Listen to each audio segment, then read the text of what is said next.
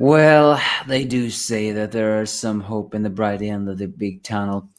Although I still hate the very slow pacing and the fact that we still don't know.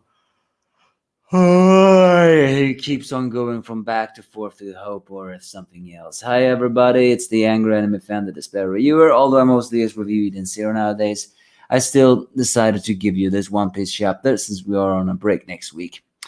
Because mostly this is a chapter of hope, and I love hope, and I'm not sarcastic when I say that. Either way, in this chapter, we're actually switching back to the fire festival of the unsuspecting capital. They don't know that Onigashima is closing in, which makes this, if they crush us, all the more dangerous. But we also see two familiar faces. Turns out it's the Tengu swordsmanship master Kenjubu. Teng Hishiyama or something. And surprisingly walking together with Otoko. Maybe he decided to protect her after Yasu's death. And the fact that they are also creating bonfires, which says it's a celebration to honor the dead, which the fire festival is for. Otoko just hoped that her father, as we all learn later on, her adopted father, could see it. And Tengu Ishima also says that he believes so, because he's watching us intensely to see what becomes of the future of this country. The people are having happy and celebrating and playing music and just singing along. The one time a day they can be happy. And if Kaido comes with the flying thing, well, all that happiness will die out. Can they stop him in time? Oh, I really hope they do. No one knows that Onigashima is getting close by, although we don't know how close, but last time we saw it, what was it, in Ringo, where the factories were? Either way, back on the city, that we're switching back to CP0, the guests were actually surprising to see that even though 50,000 soldiers have been incapacitated, and it's been 24,000 versus 3,000, many pleasures and waiters have turned against the Beast Pirates, switching the 4,000s, becoming 20,000 versus 7,000. They're not seeing this coming, but of course they are not. This is the Straw Hat Pirates. They are crew members that brings forth miracles. You arrogant, annoying-looking dogs of the celestial dragons do not realize that. Then we're switching to Bang Huang, and we see a little bit deeper of her personality. And her deepest personality is actually to be a hope breaker. As we all know, she broadcasts all kinds of information. She's with some kind of horse smile user, though, also. He almost looks like that alpaca guy, except this time he has a horse's face, or is that a donkey's face? No, I think it's a horse. And the fact that she wants to gleefully say that, according to them, the Momonosuke is dead, but we all know he's not. He just fell off Onigashima, and Shinobu was with him. And she is a ninja. As incompetent as she is, I'm pretty sure she has some kind of hang glider to save him. But to the rest of the Onigashima, that would just be seeing that he is dead. And if they broadcast that, it's over. So they decided to do that, just that. And then this whole chapter else is actually only about Nami and Usopp and Otama, as it actually turns out that yes, this was Zeus who is talking through the climate act. Although now he's not exactly sure if he can call himself that, because, well, he becomes something new. It's not exactly explained how it really happened, but when his soul was about to leave his old body, Nami did the thunderbolt, which Hera ate. However, somehow when she begins to do that along with them, the climate act, Zeus' soul, which by the way still had fully been absorbed into Big Mom or Hera, fell into the climate act, ergo becoming a new type of homie, and the homie that is now is the climate act Zeus. Although of course Nami still is not forgiving Zeus for everything happened. I'm not even sure what really happened, to be honest. I don't really care about that situation. Ba Huang is just about to broadcast the information, but the gang but Usopp and Nami tries to stop her. It's then the most strangest thing of all thing happens. And what is that? It's Ulti. Despite having taken an attack from a Yonko, although technically it may have been her special homie, so maybe that wasn't the true power of the Yonko, she is still alive. Ah, she is so annoying. Can't she just die already and disappear? I thought she was cool, but all of her brattiness and the fact how she treated Tama and anything else is honestly pissing me off. She is nothing more than a brutish pirate. One can argue now that this is the ultimate proof that Ulti is stronger than Page 1. But again, the other ultimate argument against that is that Page 1 took a punch of Big Mom coated with Haoshoku Blast. Ulti only took a combined Homies attack, which seemed to hurt her insides, but her scales were harder. It can also be argued that her Dino form scales is harder than anything else. But strangely enough, she is back in her human forms, although herself is very tattered, and she is clearly still reeling, even though she is alive.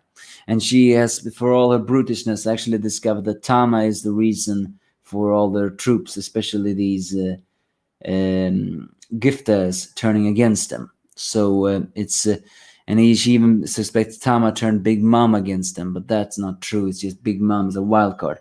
As she prepares to do that, Nami, still not having forgiven Ulti and gotten back her courage, tries to attack her. So surprisingly, the climb attack actually creates a flail of it all, similar to nothing more has ever been seen before, showing that this new Zeus actually can now morph the climb attack weapon to very different things.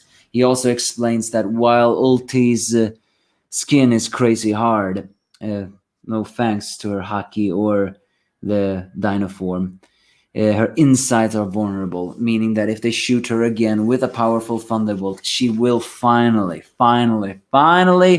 go down. At least that's what I hope it will happen. It's been implied by Nami that she needed a more powerful lightning to defeat her. And it's also been implied that, it's that the outer may be things, but the inner is something else.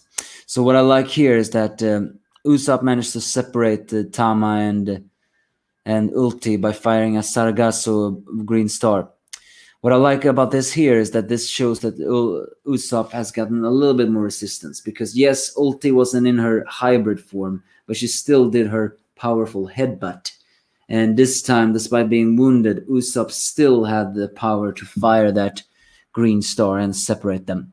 Doing that, Zeus emerges completely now from the climb attack, wanting a new name, and Nami calls him Cotton, but he immediately ignores it and just says Zeus again, and then fires the thunderbolt. Ulti dodges it. However, it turns out that now that Zeus is inside the climb attack, he can actually control the thunderbolts that Nami sends out, meaning that now she has officially created homing-like attacks.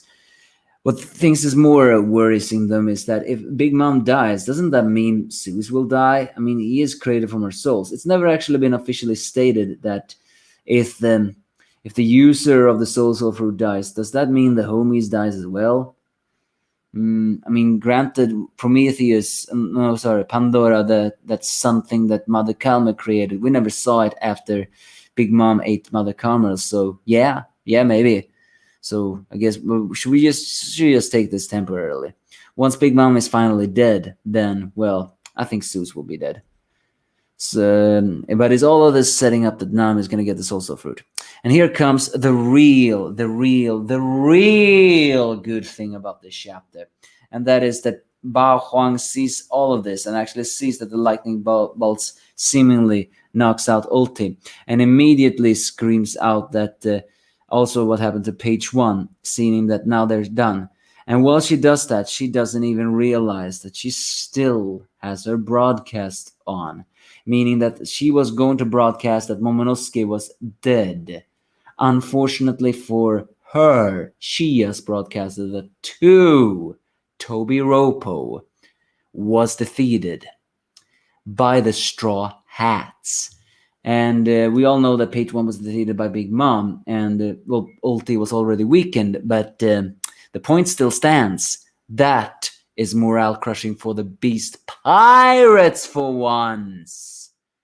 And the reaction on how they're being backed into the corner and the fear of the fact that their executives are being defeated is so ultra satisfying. Even the other arrogant Tobiropo, even they have shocking faces. And for some reason, Sasaki is back in his true form.